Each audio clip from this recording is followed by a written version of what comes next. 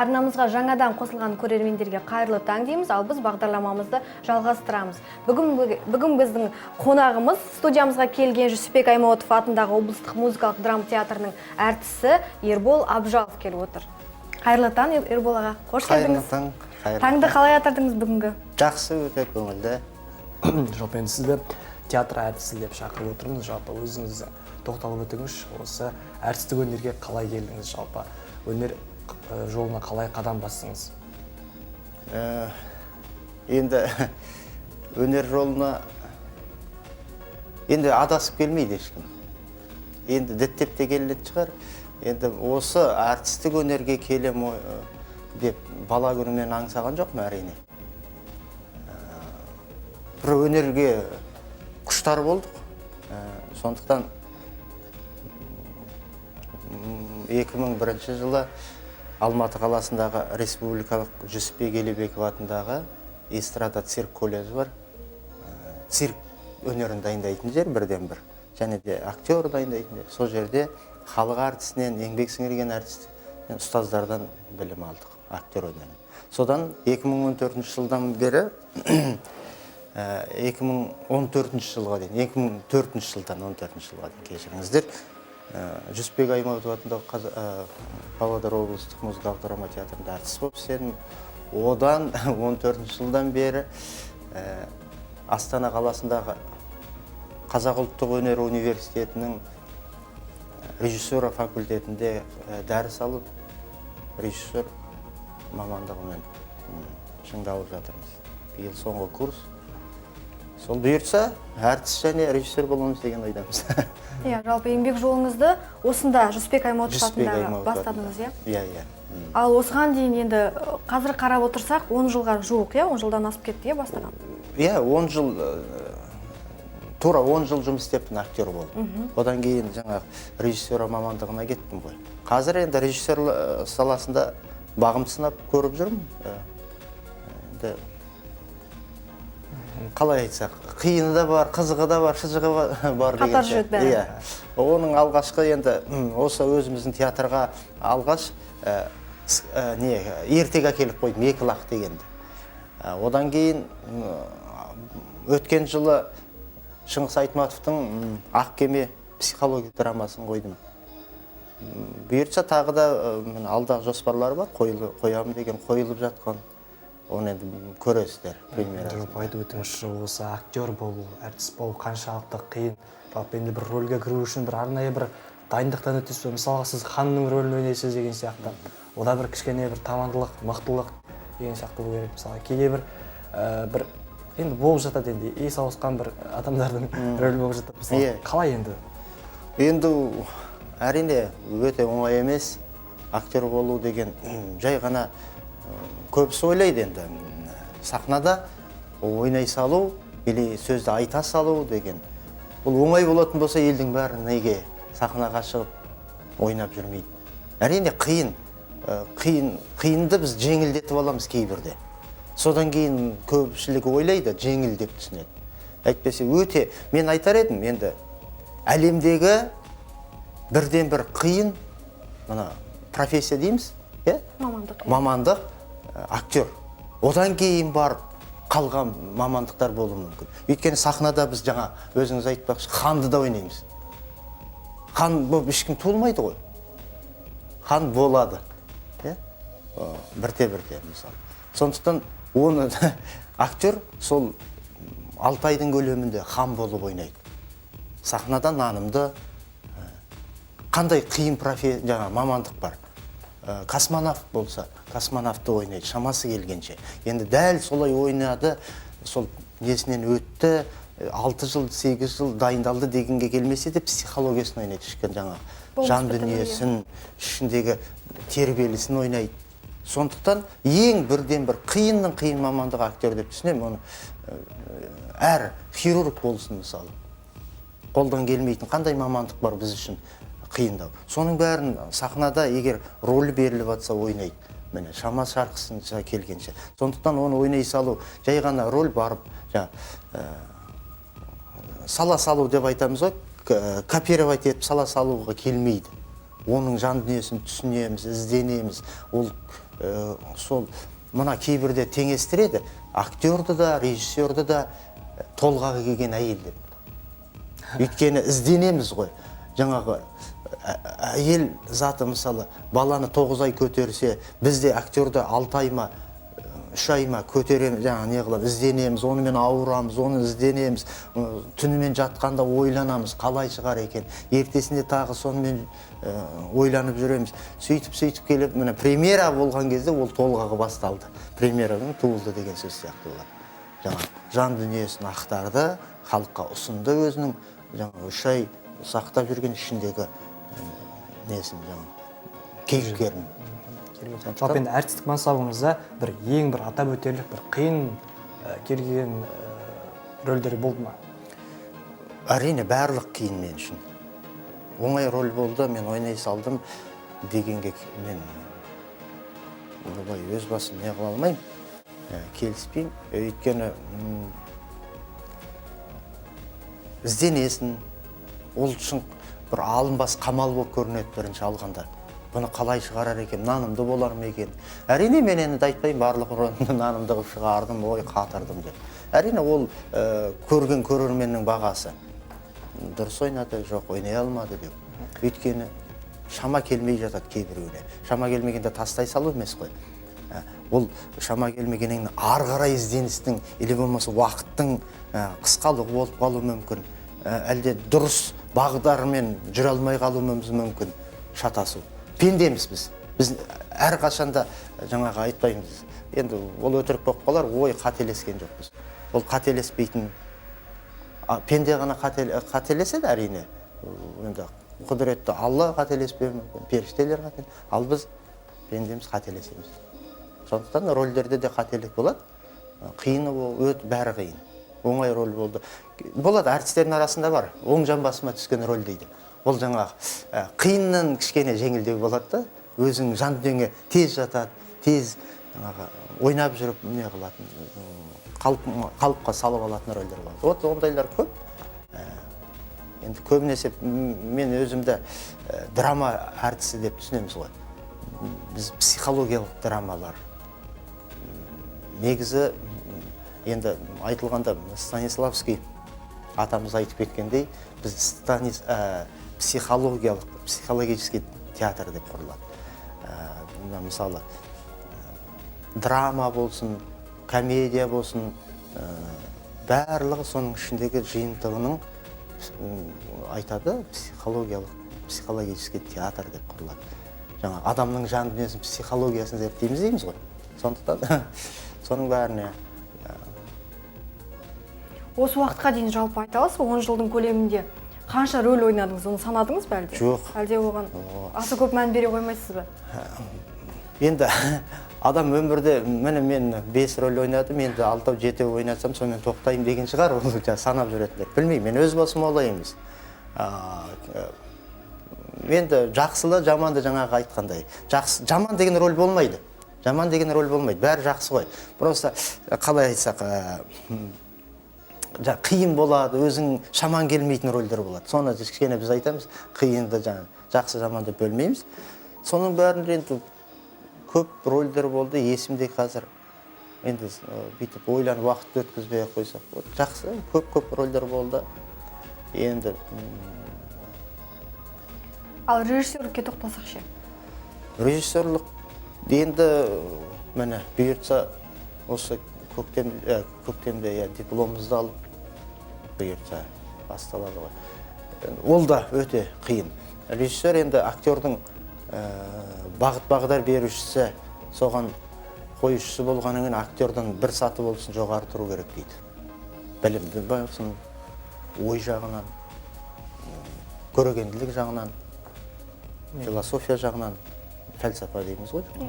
Айтатын сөздің астарының жағынан ой жүйрігі бірінші тұру керек. Өйткені алдыңдағы актеріңді сендіре алмасаң, оны соған қызықтыра алмасаң, жаңа алған рөлге, ойнататын рөліңе, актер жалығып кетеді, болмаса қажып кетеді, сенбей кетеді, іштей.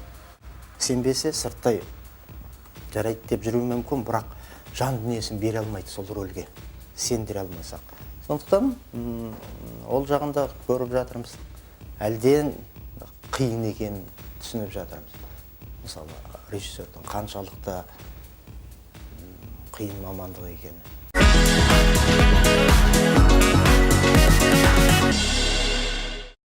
Қайырлы таң, қадірменді көрермендер, біз өз хабарымызды жалғастырамыз. Бүгін бізде қонақта Жүсіпбек Аймауытов атындағы облыстық музыкалық драма театрының әртісі Ербол Абжалов келіп отыр. Жалғастырамыз сұхбатымызды. Және бейнебаян арасында сұхбаттасып едік, айтып өттіңіз. Мен сұрақ қойған едім. Осы әртістік өнеріңіз шынайы өмірде пайдалануға келді ме? Пайдаландыңыз ба деген сияқты. Осы жауап беріңізші. Пайдалануға келген жоқ, әрине. Өкінішке орай болған шығар. Ол енді әртістердің бәрі бірдей болмайды. Өмірде көңілді болу мүмкін, сахнада қысылады. Сахнада көңілді болу мүмкін, өмірде басқалай. Сондықтан жаңағы, мен айттым ғой, психологиялық депші. Оған жаңағы серьезно қалаймыз. Қарағаннан кейін жалпы өмірде ойнау кішкене қиындау болады. Өйткені нандырам ба, оны мен сендіре алам ба деген сияқты. Жаңа аяқ астынан туылып кетпейді да, фантазияның бар. Оған оймен келесің, қалай болар екен деп. Адам өз-өзін көре алмайды ғой, мысалы, сырт көзбен. Сырт көзбен көре алмағаннан кейін жаңа екі ойлы болып тұрады. Кейбірі өзіне жарасып тұрады, көрмесе де жаңа ойнап кетуі. Енді мен өз басым өмірде қолданып көрген жоқпын. Ондай, жаңағы Бекбол өзіңіздің ортаңыз дейміз, аудиторияңызда мен сіз танимын. Сондықтан мен сізге барамда жаңағыдай сұрақ қою мүмкін. Бұл актерлік жаңа ойын болады, екеуміздің арамызда. Өте қалжыңдасамыз, қалжыңымыз жарасады. Сосын сізді жаңа өзіңіздің көп ортаңызда, аудиторияңызда отырасыз. Мен кіріп барамда сізден айғайлап шыға келем. Бекбол, мен саған өткенде бір 200 000 бербем, қайтармай жүрсің. Не деген адамсың? Қашан қайтарасың? Деп мен сіз жерден алып жерге салып бірден атака жасап кетуі мүмкін. Аңтарлық боласыз ғой енді. Тосыннан келген сұраққа кім, қандай, қашан алып едім деген ой кетеді. Ал сол ой кезде жаңағы сіздің аудиторияңыз, өзіңіздің жақындарыңыз, достарыңыз, басқа да сіз туралы біраз нәрсе ойлап қалуы мүмкін ғой. Бекболды біз жақсы жігіт деп түсінушек, бұл қалай болды екен, ана кісіні алдап жүр ма, не қылды екен, қалжың ба деген сияқты мені. Ол да әзілдер болып жатады ондайда.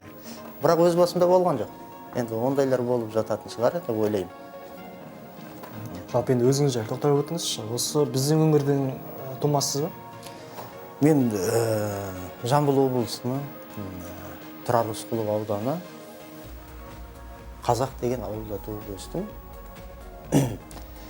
Сол жаңа айтып өттім ғой, 2001 жылдан бері жылдан Алматыға оқуға барып, арман қуып. Әрине мен кеш оқыдым. Мектеп біткеннен кейін біраз жыл оқуға түсе алмай жүрдім. Жағдайым келмеді ме? Әлде жасқаншақтанып жүрдім ба? Ол жағын енді бас айту әрине қиын. Сөйтіп кеш түстім. Колледжге түскеннің өзінде мен ересек болып түстім. Курстың үлкені болды. Содан әйтеуір шүкір бітіріп, онан кейін ол Павлодар облыстық Жүсіпбек Аймауытов атындағы театрға бізге ұсыныс келді, осында келдіңіздер деген. Гүлбарам апайымыз бар, сол кісі арнайы келіп бізде осындай театрымыз бар деп. Әрине шүкір, біз өте өкінбеймін, өнер саласында мен Павлодар облысында. Өйткені сол кездерде қазіргі менің ұстазым Ерсайын Қадыржан Тапенов ол кездегі бас режиссер болып тұрды театрдағы. Сол кісінің қолына кеп түсіп, 10 жылдай сол кісінің қолында бірталай рөлдер ойнадық. Енді санауға келсе, мен қазір рас айтсам, есімде жоқ, қанша рөл ойнадық. Бірақ шама шарқымыз келгенше өте жақсы рөлдер ойнадық. Ол кезде енді Ерсайын ағаның кезінде спектакльдер керемет болып тұрды ғой енді. Ол бәрі мойындау керек, шыны керек. Ешкім жоққа шығара алмайды. Керемет спектакльдер болған. Сол кезде жақсы рөлдер алдық. Сол кісінің арқасында шыңдалдық. Өте жақсы қырынан. Содан кейін ғой жаңағы режиссерлыққа таңдағаным сол кісіге барып Астанадағы қазақ ұлттық өнер университеті шабыт деп айтамыз ғой. Сода ол кісі режиссура факультетін қабылдағанда ең бірінші болып мен барып түстім, бірінші шәкірті болып. Енді алғашқы шәкірттер болып. Міне шүкір, қазір биыл бітіреміз. Көзді ашым бойынша 5 жыл өтті, студент болып жүрмін. Міне сондай. Жалпы енді әр әртістің кино әртісі болсын, театр әртісі болсын, әрқашан бір армандаған рөлі болады ғой. Біз телеарнадан көп көріп жатамыз ғой, мәселен, белгілі әртістер айтып жатады, мен осы Абылайдың рөлін сомдағым келген, немесе Абайдың рөлін мен армандаймын деп. Сіздің ше арманыңызда қандай рөл? Осы болашақта осыны болмыс бітімім осыны сомдай алады ау, менің мінезім осы кісіге сай келеді ау деп, мәселен, айта аласыз ба? Дұрыс айтасыз, өте дұрыс сұрақ. Бұл негізі әр әртіс армандамайтын рөл жоқ қой, бәрі ойнағысы келеді. Енді мен жаңа айтып отырмын ғой, рөлден көбірек рөлден, мысалы, әртістен көрі, актердан көрі мен режиссер жағына кеткеннен кейін бұрын армандайтын, әрине ананы ойнасам, Гамлетті ойнасам, қолымнан келсе. Енді әрине ойнасам деп көкірек қаға беруге де болмайды, оған шамамыз келе ма, менің мінез құлқым келе ма. Біріншіден, режиссері де айтады, егер рөлге актерді таңдай білсең, тура таңдай білсең, сенің спектакліңнің 50% жеңісің дейді. 50% жеңісің. Енді тура нақты актер соған келсе, болмыс бітімі, ішкі жан дүниесі, психологиясы, ой өрісі әкеліп тұрса, онда сенің спектакліңнің 50% жеңісі деп айтады. Сондықтан әрине, мысалы, мен жаңағы мінезім менің жаңа кішкене жайлы дейміз ба, қалай айтсамыз, ұяңдау, салмақты болып тұрып, шұқалақ рөлдер өте қиын болады. Мысалы, менің қазіргі болмысыма, мысалы, хандарды ойнау келмейді. Өйткені хан тек қана бүйтіп ойланып, мен сияқты жаңағы ойланып сөйлемейді ғой. Бұл кісі жалғыз ғана кішкене ғана, енді хандарды ойласақ, жалғыз ғана өз басын ойламайды ғой. Халықтың қамын ойлайды. Жәндағы көршілерді мен қалай тату болуын ойлайды дейміз да, енді бұлай айтқанда. Сондықтан оның бәріне ой керек шығар. Оғанда тез шешім қабылдау керек шығар. Сондықтан мінез де керек қой, ішкі жаңағы темперамент керек, эмоция керек. Сондықтан ондайға біз аса келе бермейміз. Оның екінші пландағы нелер болады, рөлдер болады. Өте жақсы рөлдер жаңа. Может, сондайға келіп қалуымыз мүмкін біздің рөлдер. Жалпы қойын деген сұрағым. Осы өнерде де, өмірде де бір тұтар адамыңыз бар ма? Өмірде де, өнерде де дейсіз ба? Енді оған пір тұтатындай емес, әрине. Үлгі тұтатындай дейсіз ба? Өмірде де енді, өнерде үлгі тұтатын, әрине, енді кішкене бұлай айтсақ, біздің алдымызда аға болып, қазір марқұм болып кетті, Оқасбек болады деген ағамыз болды. Сол марқұмды енді біз аға тұттық. Сол кісіге қарап бой түсіп өстік біз. Іні болып жанында жүрсек. Оның сахнадағы ойнаған рөлдерін қарау, соған еліктедік. Сол сияқты, сонымен партнер болған кезде ол қалай ойнайды, қандай ой айтады, соған жауап беруге тырысып ойнадық. Мен ойымша өнерде де, өмірде де жаңағындай кімге қарап өсесің дейді ғой. Может, солай болды ғой деймін. Марқұм жаңа актер болған кезде. Керемет. Жалпы енді Ербол ағам, біздің студиямызға уақыт бөліп бергеніңізге мыңда бір рахмет. Алдағы уақытта сізге шығармашылық табыс тілейміз. Аңсаған армандарыңызға енді әрі қарай да жете беріңіз. Жеттік десек те болады ғой енді.